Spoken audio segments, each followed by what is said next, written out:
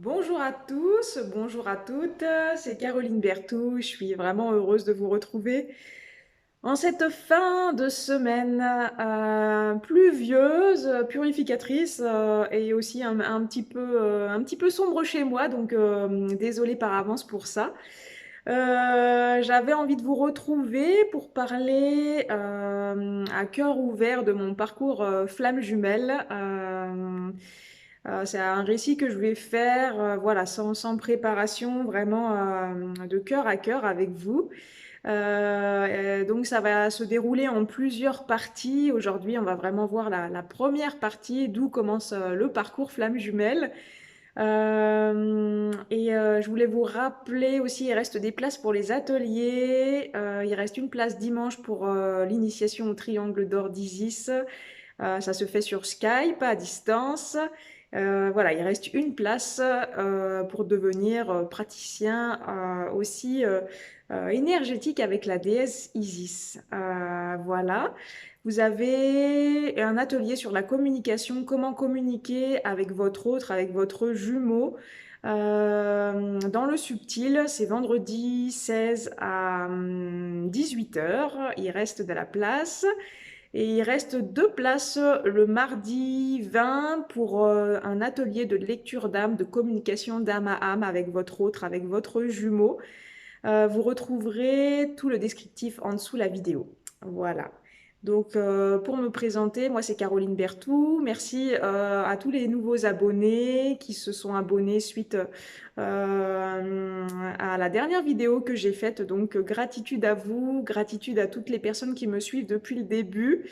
Ça fait maintenant 3 ans pratiquement que j'ai posté ma vidéo. C'est assez incroyable. L'évolution qu'on peut avoir en 3 ans de ça, j'ai une profonde gratitude pour ma belle jumelle d'amour, voilà, qui est rentrée dans ma vie il y a un peu plus de 3 ans de ça. Donc, gratitude déjà à ma moitié d'âme. Gratitude à vous qui me regardez, qui me soutenez, qui m'avez encouragé aussi dans le développement de cette chaîne. Gratitude à toutes les personnes que j'ai rencontrées, qui m'ont fait évoluer de près ou de loin dans mon parcours, que ça a été dans la simplicité ou dans la difficulté. Gratitude à mes guides, bien entendu, à mes guides de lumière. Gratitude à mes ancêtres qui sont là et qui me suivent au jour le jour et qui me boostent et qui me montrent aussi le chemin. Donc, gratitude. Gratitude à mes parents, gratitude à ma sœur, gratitude à ma famille, gratitude à mes amis. C'était important que je revienne là-dessus parce que tout le monde a sa part d'être dans ce cheminement. Donc merci, merci vraiment. Merci pour votre confiance. Merci pour tout. Donc j'avais envie de revenir aujourd'hui dans une vidéo un peu personnelle où j'avais envie de vous relater un peu mon enfance, mon vécu, pour que vous puissiez comprendre toutes les problématiques qui se jouent et pour vous aider à y voir peut-être plus clair sur votre parcours, sur des choses qui auraient été souffrant pour vous, mais que vous n'avez pas encore reconnu ou pris conscience. Donc cette vidéo, elle va vraiment être faite pour ça. Et puis j'avais envie de m'ouvrir aussi, voilà, pour que vous puissiez me connaître plus, savoir qui est réellement Caroline Berthoud. Donc aujourd'hui, j'avais envie voilà, de me faire un petit maquillage sympa avec des petits autocollants. Ça, ma petite fille intérieure, elle adore ça, elle adore. Elle adore, elle adore. Et puis c'est en reliance directe avec les polarités yin qui sont vraiment des êtres célestes, des anges célestes. Et voilà, j'ai fait plein de petites étoiles un petit peu partout. Voilà, c'était un petit clin d'œil aussi à nos frères et sœurs galactiques. Et à toutes les planètes d'où on vient, nous, les flammes jumelles. On peut venir d'une planète en particulier ou de plusieurs. On peut en prendre connaissance quand on a des bons outils. C'est aussi pour ça que je propose les formations de lecture d'âme, de communication avec les guides, où on peut aller vraiment partir quand c'est le moment sur votre planète d'origine, sur la création de l'univers. Ça peut aller très loin. Il faut être prêt, voilà, il faut avancer sur le chemin et ça se passe quand ça doit se passer. Donc moi, ça a commencé sur Vénus. Alors je viens de Vénus et de Sirius. Voilà, une grande fierté pour moi et puis une reconnaissance aussi de qui je suis dans mon être profond. Je l'ai découvert il y a peut-être 2 ans de ça, donc j'étais à 1 an et quelques de parcours. Alors moi, je me suis reconnectée avec ma jumelle. C'était en août 2019, voilà, plutôt sur un parcours court, mais avec beaucoup de problématiques, comme toutes les personnes qui sont sur ce parcours. Donc voilà, je viens de Vénus, de Sirius, donc Vénus est la planète de l'amour, et je me reconnais vraiment dans ce peuple-là, dans ce peuple de cœur de soleil, comme pourrait dire mon amie Delphine Anténor que j'embrasse. Et vous pouvez aller voir sa chaîne, elle est vraiment super, elle dévoile aussi son parcours petit à petit. C'est une nouvelle chaîne et je vous invite vraiment à aller la découvrir. On se fera une vidéo, un live au mois de janvier avec Delphine sur un sujet très intéressant qui est l'amitié entre les flammes jumelles, sur la communication entre elles et sur les différentes problématiques qu'on a pu vivre toutes les deux. Voilà. Donc, on vient tous et toutes des Atlantes, on a tous vécu dans cette période de l'existence de la Terre. C'est pour ça que beaucoup se reconnaissent dans le film Avatar parce que on se reconnaît, parce que c'est très réaliste par rapport à la visualisation que j'ai eue. Les personnages sont très bien faits, c'est souvent des êtres bleus avec des grands cils bleus. Et je vous en reparlerai ça plus tard au moment de la reconnexion que j'ai eue avec ma jumelle parce que c'est ce que j'ai vu chez elle qui m'a déstabilisée au plus haut point et je me suis demandé si j'étais pas folle d'ailleurs. Mais voilà, le peuple des Atlantes, on est tous issus du peuple des Atlantes où on était des êtres de lumière avec plein de savoirs d'auto-guérison, d'utilisation des plantes, des cristaux. On avait une connaissance énorme, énorme, énorme sur toute la faune, la flore, sur les éléments, sur le fait d'écouter la nature, d'être à l'écoute du grand tout. Voilà, on était dans l'unicité à cette époque-là. Euh, Ensuite, on vit, on a vécu. Il ne faut pas oublier qu'on vit toutes nos vies en même temps, que l'espace-temps n'est là que ici et maintenant sur Terre, mais que c'est comme une roue, un cycle en fait où il y a toutes nos parts d'âme qui vivent dans cet instant, cette vie-là. Donc ça peut influer ou influencer, comme vous voulez, sur votre vie ici et maintenant. C'est pour ça que des fois vous êtes déstabilisé par des choses qui peuvent arriver parce que c'est d'autres parts de vous qui peuvent vivre des choses complexes aussi. Ça, il ne faut pas l'oublier. Il me semble que c'est hyper important de s'en souvenir. Donc Caroline Berthoud, elle a vécu tout plein d'expériences, tout plein de vies, des centaines, des milliers, je peux pas dire exactement. Alors il y a les vies terrestres et il y a les vies aussi galactiques qui sont beaucoup plus vibratoires, mais c'est des vies qui sont pas forcément simples non plus. Dans le galactique, il n'y a pas que de la lumière, il y a aussi du sombre et il y a aussi des guerres, il y a aussi des choses lourdes, mais il y a aussi des très belles choses et c'est ce qu'il faut retenir, toujours retenir ce qui est beau et lumineux. En tout cas, c'est ce que j'ai appris dans ce parcours, c'est que c'est important de se concentrer sur ce qui vous apporte de la lumière et pas de l'obscurité. Voilà. Et tout ce que je vais relater aussi dans ce récit, ça va découler forcément de tout un cheminement, d'un apprentissage de la méthode de Mélo avec Pascal Montagnac que j'ai fait en décembre 2019, ça fait 3 ans. Je t'embrasse fort Pascalou. Je sais pas si tu regardes les vidéos, je pense pas, mais la vibration y est. Gratitude pour cette formation qui m'a permise d'avoir un vrai tremplin pour commencer une nouvelle vie. Donc gratitude à tout ce qui a été appris, aux personnes que j'ai aussi rencontrées pendant ce stage. Il y a des personnes avec qui j'ai toujours le contact et même si c'est pas souvent, on se suit sur les réseaux. C'est plutôt, ça a été vraiment une vraie révélation et, euh, et voilà. Et je reviendrai là-dessus aussi plus tard dans mon récit. Ce sera pas dans cette partie-là.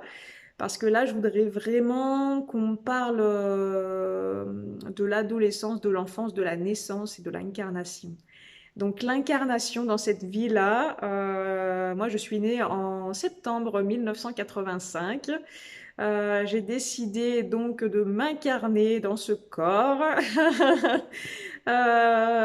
Pour moi, l'incarnation, ça a été plutôt un moment stressant. Je pense pour tous les yin où il y a une part de nous qui a du mal à vouloir s'incarner dans un corps physique. C'est assez complexe. Alors, je dis pas que pour les polarités non conscientes, c'est-à-dire les yang, ne peuvent pas vivre la même chose. Mais moi, je vais raconter mon récit parce que c'est ce que j'ai vécu moi. Je vais pas vous inventer tout un tas de choses.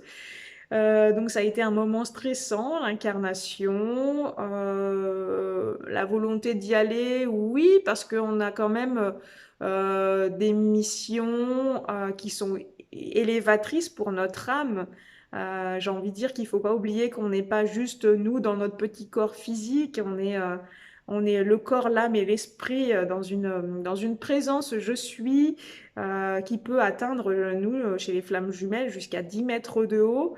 Donc c'est une puissance énergétique. Votre être est une puissance énergétique, donc vous ne mesurez même pas la grandeur, que ce soit sur le plan subtil comme sur le plan physique.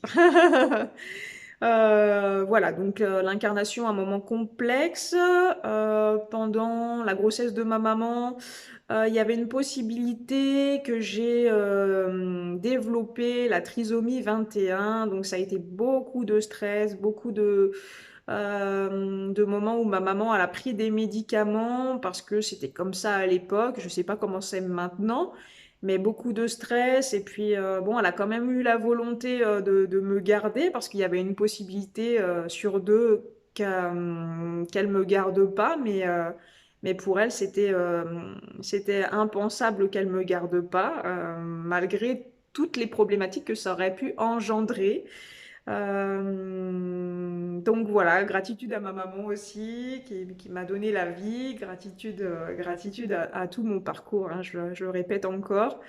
Donc, une grossesse où j'ai, moi, eu envie de vomir tout le temps, tout le temps, tout le temps. La médication, c'était vraiment un poison pour moi, mais j'en veux pas du tout à ma maman parce qu'elle a fait du mieux qu'elle pouvait avec ce qu'elle avait en connaissance. Et puis, à l'époque, on suivait aussi beaucoup les médecins, ce qu'ils disaient, et puis encore beaucoup de personnes à ce jour sont beaucoup sur le fait de remettre leur pouvoir à l'extérieur. Mais comme quoi, ma maman, elle avait quand même eu l'intuition à cette époque-là qu'il était important que je naisse. Donc voilà, une grossesse vraiment jusqu'à la naissance complexe. Et à la naissance, ma maman, alors moi je suis née un samedi 14 et ma maman a horreur du vendredi 13. Donc ça a été pour elle souffrant, douloureux. Elle s'est retenue toute la journée du vendredi 13 pour pas que je naisse le vendredi 13.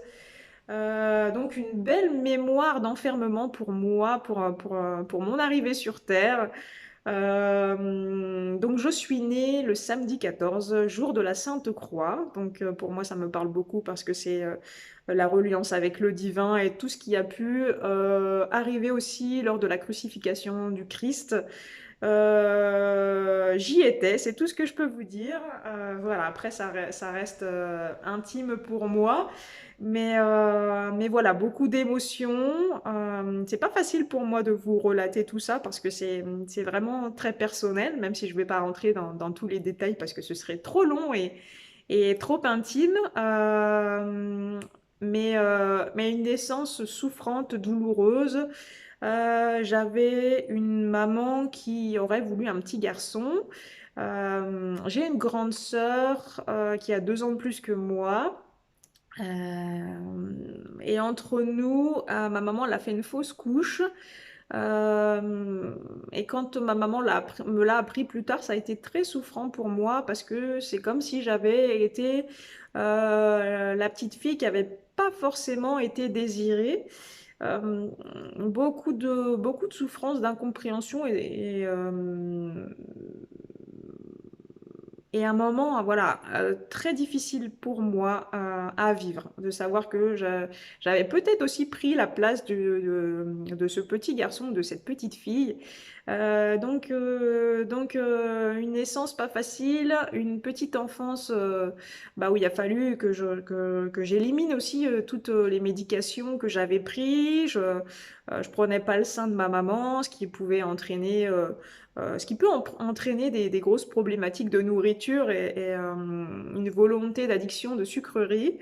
Ce qui est encore un peu mon cas, j'adore tout ce qui est sucré. Voilà, c'est mon péché mignon, pardon. Euh, c'est pas facile hein, quand même, hein, comme exercice de se dévoiler comme ça. Mais c'est bien, c'est un bon exercice. Et ça va me permettre aussi de sortir peut-être de cette zone de confort dans laquelle je suis. Euh, voilà, moi j'adore la sucrerie. Quand j'étais petite, on n'avait pas de tétote, il me semble pas. Je prenais pas le biberon. J'avais déjà des problématiques un peu où je faisais des intolérances au lait, donc c'était pas facile. Mais c'était comme ça, c'est important tout ce que je vous dis là parce que le moment de la naissance et de la petite enfance, ça révèle toute une problématique de la reliance avec la maman, tout ce qu'on peut vivre, tout le rejet qu'on peut ressentir. Je dis pas qu'il y a le rejet, je dis c'est tout ce qu'on ressent. Parce que quand je parle avec ma maman maintenant, que j'ai bien cheminé, qu'on arrive à bien discuter sur tout un tas de choses. On n'a pas vécu du tout les mêmes choses, elle et moi, alors que il y a eu une seule et même expérience. Voilà, c'est ça qui est important de voir, c'est que la façon dont on voit les choses, elle est vraie à un moment précis où on les vit. Mais avec le recul, même quand on fait un travail sur la guérison des blessures, quand on se connecte à son âme et qu'on voit réellement comment ça s'est passé, c'est souvent qu'on se dit, eh ben purée, j'étais vraiment enfermée avec des œillères comme les chevaux avec leurs œillères et je voyais pas au-delà de l'illusion. J'étais vraiment dans l'illusion de ce que j'étais en train de vivre et je vibrais ce que j'étais en train de vivre, mais comment je le voyais moi. Et ça, c'est important de le voir aussi et de le comprendre. Donc une petite enfance difficile où moi j'avais ressenti dans la vibration que ma maman elle aurait voulu un petit garçon. Donc j'étais très jogging, très garçon manqué. J'ai beaucoup de faits de sport pendant mon enfance. Dès mes 6 ans, j'ai fait du tennis. Ensuite, j'ai fait du tir à l'arc, du badminton, de l'escrime. Du ping-pong, je faisais beaucoup de colonies de motocross, de quad, mais j'adorais ça, j'adorais ça. Et puis c'est pas parce que on est une fille qu'on ne peut pas faire des activités comme ça aussi, ça je tiens à le dire. Mais j'avais un côté quand même très garçon manqué, on va pas se le cacher. Mais j'aimais bien, moi, ce côté un peu comme ça, garçon manqué, où j'étais aussi un peu différente des filles qu'il y avait dans mes classes. Euh, Mais ça relatait quand même cette blessure de rejet que j'avais vécue euh, que j'avais vibré pendant toute mon enfance, quoi. Donc assez complexe. J'avais une maman qui s'occupait plutôt de ma sœur et j'avais un papa qui s'occupait plutôt de moi. Donc chacun avait son rôle dans la famille. C'était on va dire un peu spécial, mais je pense que il n'y a pas que moi qui ai vécu ça. Je pense pas du tout. Par facilité d'organisation, mais c'est vrai qu'on faisait beaucoup d'activités. Moi, je faisais 8 heures de sport par semaine. On n'habitait pas forcément en ville, donc il fallait faire les trajets. Et puis on voulait aller au cinéma, et puis il fallait aller faire les courses. On allait plusieurs fois à l'école de musique dans la semaine. Il y avait les concerts, les répétitions. J'avais mes entraînements de sport, et il y avait les compétitions le week-end aussi, donc c'était une organisation à se tirer les cheveux pas, sur la tête, quoi. Et je comprends maintenant ma maman qui était en souffrance et qui était, en plus de son travail, une maman qui prenait la route, qui nous emmenait où on voulait, voilà, je comprends qu'à un moment donné, elle était fatiguée, mais vous savez, quand on est petit, on a tellement une énergie de fou qu'on se rend pas compte de tout ça et que on pense aussi, c'est vrai que les choses sont dues parce que on nous éduque d'une certaine manière et c'est juste comme ça. Mais on n'imagine pas toute la difficulté, l'engagement financier qu'il peut y avoir derrière. Il peut y avoir beaucoup euh,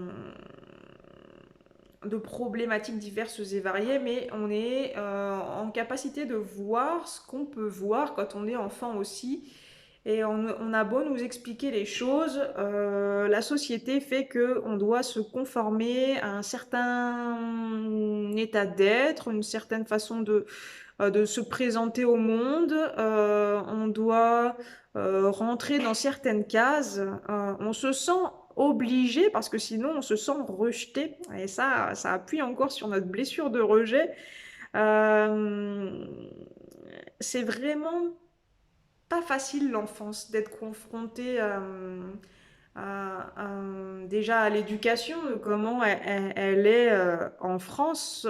Elle n'est pas partout pareille et je dis pas qu'elle est mieux ailleurs, elle est différente. Mais n'empêche qu'on est tout le temps dans des cases, on est tout le temps Moi, je me rappelle quand j'étais petite, on se levait par exemple à 6h30. Pendant que moi je déjeunais, ma sœur elle faisait de son instrument de musique. Après on échangeait le rôle, on avait une demi-heure top chrono chacune. Ensuite on se préparait, on se lavait, et puis ensuite on allait prendre le bus. Tout était chronométré, on commençait les cours à 8 heures, c'était tôt nous dans notre collège, lycée. Mais tout était chronométré. C'était à 8 heures la cloche sonnait, à 10 heures la cloche sonnait pour la récré, à midi c'était l'heure de manger, pardon. Certains rentraient pour manger. À 14 heures il fallait reprendre les cours, et patati et patata. Et le soir, c'était pareil, rebelote. À telle heure, on faisait ci, à telle heure, on fait ça. C'est-à-dire que pendant, on va dire, mes 35 premières années, j'ai été dans un rythme infernal à me dire il faut faire ça en temps et en heure, comme ci, comme ça. Alors la problématique de l'espace-temps, elle est complexe parce que elle est vraiment engrammée dans nos cellules, dans notre propre expérience d'ici et maintenant, mais aussi dans tout transgénérationnel, dans toutes les problématiques de karma familial. Le temps est important. On dit que le temps est de l'argent, que le temps est ci, que le temps est ça. Mais le temps, c'est juste un moyen d'exprimer l'être que l'on est. Et ça, on l'a totalement oublié. Et c'est pas facile de déprogrammer tout ça pour revenir là-dedans. Donc une enfance complexe. Moi, j'étais quelqu'un qui était très réservé, très timide, qui parlait pas trop, qui m'exprimait pas trop. J'étais beaucoup dans l'écoute, beaucoup dans l'observation. Je trouvais déjà à l'époque que les conversations qu'avaient les enfants de mon âge ne m'intéressaient pas du tout. Je trouvais ça assez de bas étage. Je me sentais assez seule déjà à cette époque-là. J'avais une grande sœur. Alors c'est pas facile c'était ni facile pour elle ni pour moi parce que elle c'était la grande sœur donc elle devait montrer l'exemple, elle devait faire son rôle de grande sœur. C'était pas facile. J'étais dans un collège où il y avait le lycée en même temps. Donc c'était un peu mélangé dans les cours de récréation. Et puis moi, j'aimais vraiment ma sœur. J'avais envie des fois d'être avec elle, mais quand elle, voilà, elle était plus grande, elle avait aussi un peu cette honte de pas, de pas vouloir que sa petite sœur soit intégrée dans ses conversations ou avec ses copines, si se comprend tout à fait, mais il y avait ce rejet que moi je vivais aussi à cette époque-là avec ma sœur et ma sœur est aussi sur un parcours de flamme jumelle. Euh, Avec elle, plutôt la blessure d'abandon.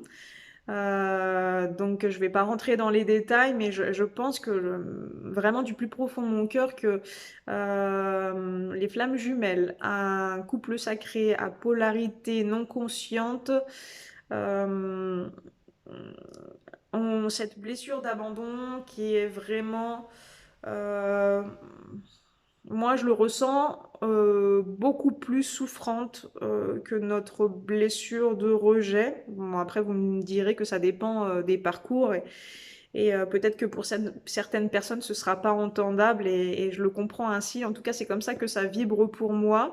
Je trouve que le parcours de ma sœur est beaucoup plus complexe et souffrant dans toute sa globalité.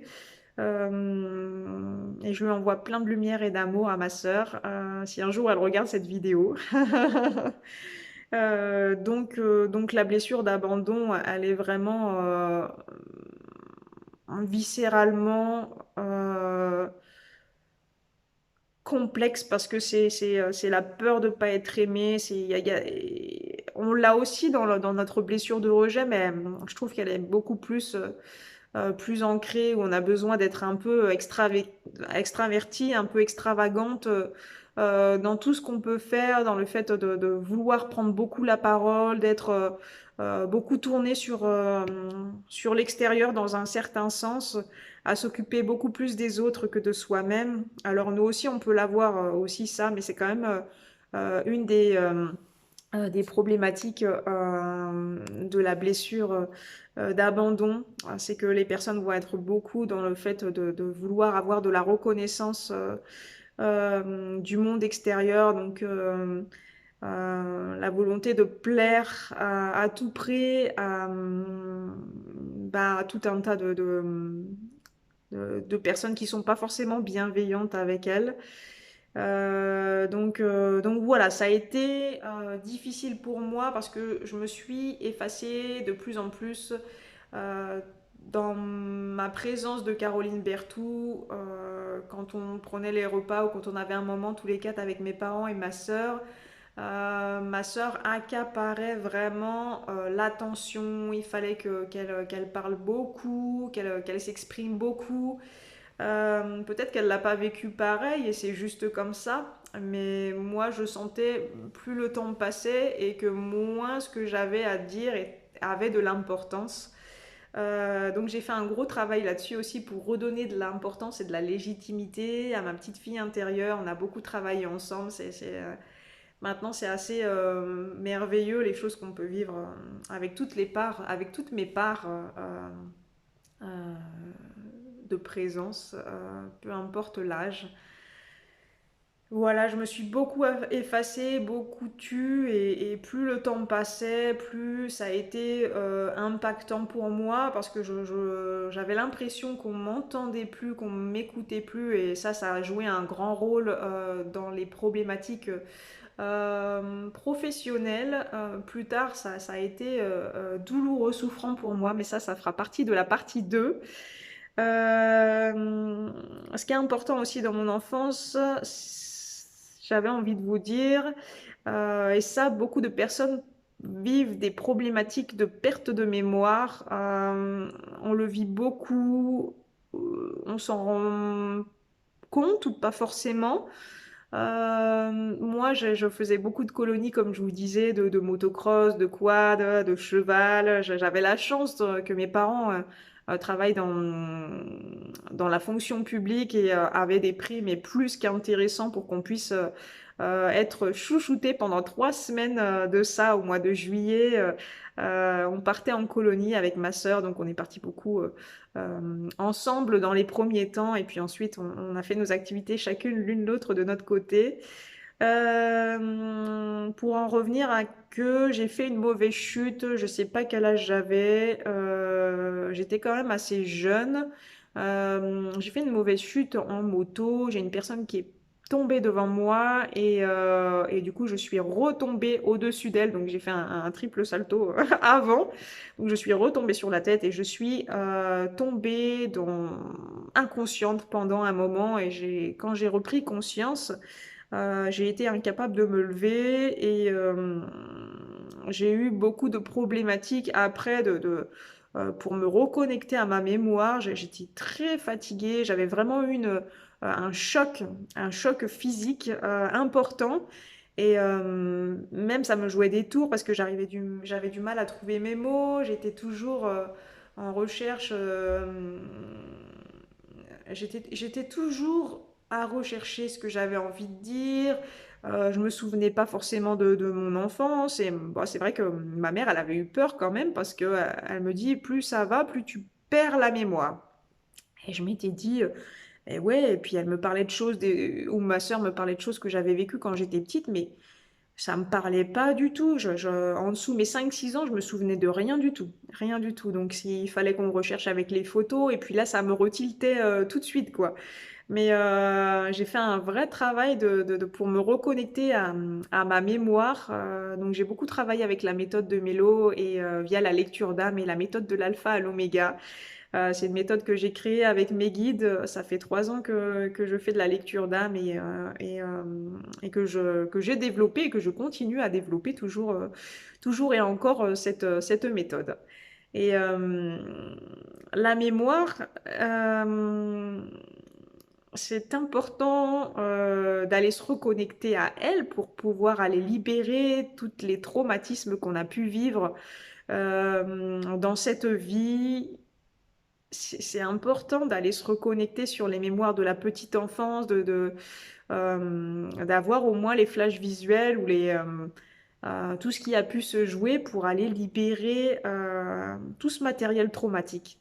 Parce que plus on va aller déraciner les problématiques à la base, à la racine, et plus ça va être forcément bon pour nous. Ça va être bon pour nous d'aller déprogrammer tous les schémas, on va dire négatifs, hein, les anciens schémas.